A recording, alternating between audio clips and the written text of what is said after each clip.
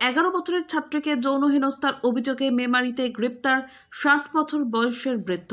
পূর্ব বর্ধমান জেলার মেমারি থানা এলাকায় এক 60 বছরের বৃদ্ধের যৌন লালসার শিকার হলো 11 বছরের স্কুল ছাত্রী। ঘটনার কথা জানতে পেরে এলাকাবাসী উত্তেজিত হয়ে বৃদ্ধকে আটকে রাখে এবং অল্প বিস্তর মারধর করে। ঘটনার খবর পেয়ে অভিযুক্ত বৃদ্ধকে আটক করে থানায় নিয়ে আসা হয়। পরে নাবালিকা ছাত্রীর পরিবারের অভিযোগের ভিত্তিতে বৃদ্ধকে গ্রেপ্তার করে মেমারি থানার পুলিশ। ধৃত বৃদ্ধের নাম প্রণব ঘোষ, বয়স 60 বছর। সোমবার দুপুরে পক্সো আইনে মামলা রুজু করে বর্ধমান আদালতে পাঠানো হয়।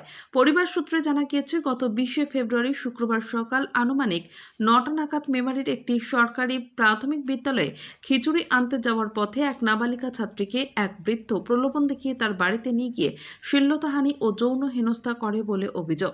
ভয়ে নাবালিকাটি প্রথমে তার বাড়িতে কিছু জানায়নি, কিন্তু আবার 22 ফেব্রুয়ারি অর্থাৎ গতকাল রবিবার বিকেলে ওই নাবালিকা বিদ্যালয়ের পাশে আমবাগানে খেলতে গেলে অভিযুক্ত বৃদ্ধ তাকে আবার প্রলোভন দেখানোর চেষ্টা করে। এবার আতঙ্কিত হয়ে নাবালিকাটি বাড়ি ফিরে আসে এবং মায়ের কাছে সমস্ত ঘটনা খুলে বলে। ঘটনার কথা জানাজানি হতেই উত্তেজিত গ্রামবাসী ওই বৃদ্ধকে আটকে রেখে পুলিশে খবর দেয়। মৃত্যুঞ্জয় যশের রিপোর্ট, MBS নিউজ।